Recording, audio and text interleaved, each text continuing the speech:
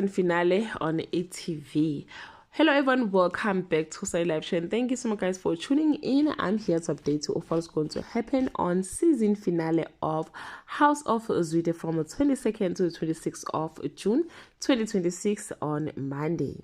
Nkosi learns the truth about Shoki's death and spirally toward revenge. Msizi prepared to flee the country. Phumla is exposed and fired. Sandile's birthday ends in celebration, and there is a surprise kiss between Krishni and Neo on Tuesday. Nkosi orders Faith to lure Msizi out for arrest, but Faith instead offers Msizi help to escape, while Krishni confesses her kiss with Neo, and Sandile reacts violently on Wednesday.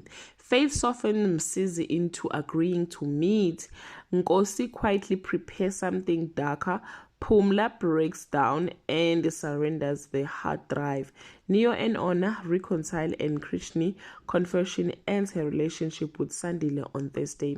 Faith and Isaac move to arrest Msizi using his confession, but Nkosi hijacked the plan, forcing a deadly diversion as the tension peaks, and Ona is offered a job in Paris on Friday. Series finale.